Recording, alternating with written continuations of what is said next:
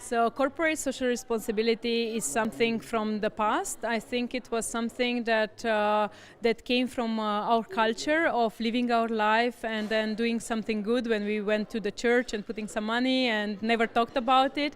And we took this in our business. So everybody had a business product space, and then they were looking at the market, noticing that people cared what you do in the world, and they said, okay, let's put some money aside and do something good.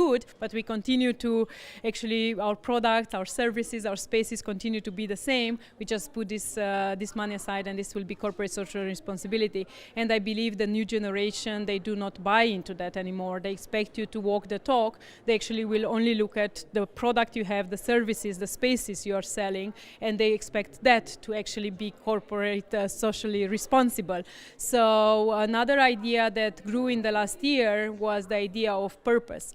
So what is actually the company purpose, and going deep into looking into the company values and what you stand for, what your products, services and spaces are about, and actually trying to do that in a way that either does good to the world or at least does its best not to harm the world, the communities and the individual. And this is what now the new generation are asking from us as companies or institutions. So I think that's also a different way to look at it. You can be a company that is born with a purpose, that is born around ideas that are doing good in the world, bringing social innovation per se, or you can be in a company that exists for long and that, or a company that actually has a different focus. In those companies, it's very important to understand if part of your what you're doing, if it can be done through partnership, through collaboration with social innovators, with using social innovation. So I believe there is nothing, no company in the world, nothing that we do which we cannot improve considering individuals, communities and the planet, and actually bring social innovation to improve either what we do, what we sell, or the way we do business, the way we build what we build, and also how we communicate about that.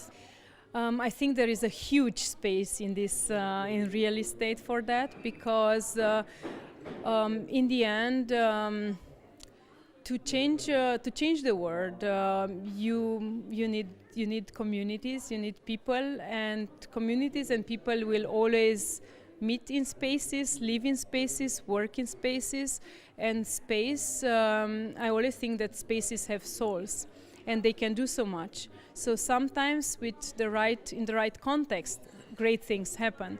So I believe in no matter if you are building for end beneficiaries of apartments, if you are building office space, if you are building public space, if you are building multi-purpose space, I believe there is so much that you can do thinking at the end game. So what you are offering, what this space will stand for, what will people talk about when they come or live in their space or work in their space, but you can also do a lot in the how you do it, in the process, and this is also, I think, overlooked. A lot of people just look at the end, and they don't look at how much you are actually a real estate construction industry has a big impact on the environment, on the society, and so on in the process. Yeah? So I think a lot can be done there.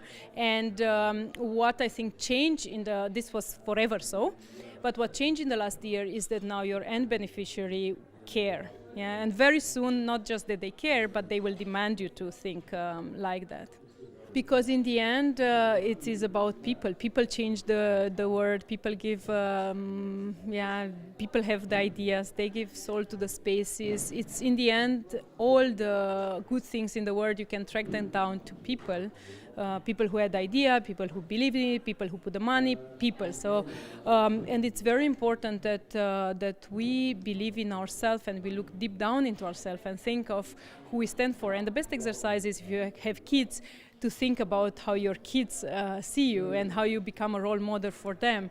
And for that, you have to be authentic. You have to be real. The kids will not do what you're saying. They will do what you do. They will follow your role model. So it's very important, and it's very important to believe that we can be our best self, and look into us, because the word, I think, for too long in schools and in society kind of polarized and separated, and you are either doing good or you are you have to hide what you do because it's you are just making money, and or you're left or right, or you are creative or you are an athlete. And I think that's not the reality of human nature.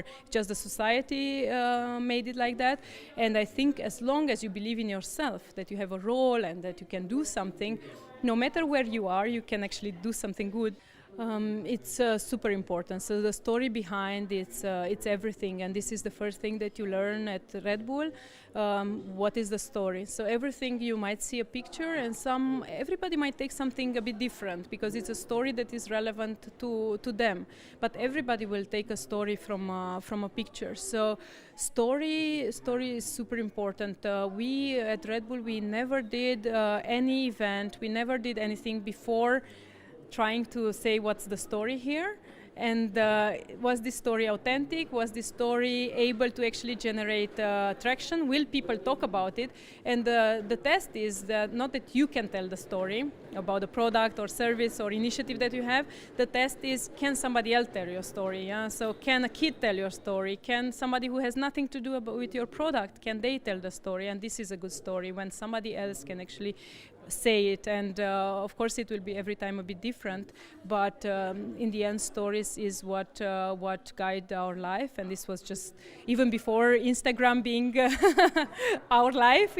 Stories were equally important, but even more so. We all just tell stories with how we dress, with what choices we make, with where we work, where we live, and so on. We create stories and we tell stories. I think this is just another channel, another tool.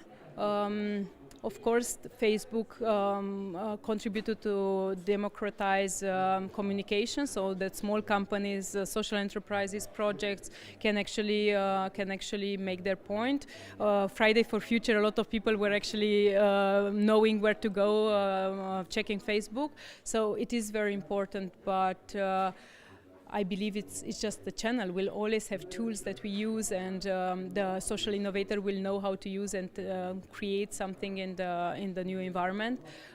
Yes, it did. Indeed, Facebook and Instagram provided tools also for young entrepreneurs and small companies to put their message, their story out there.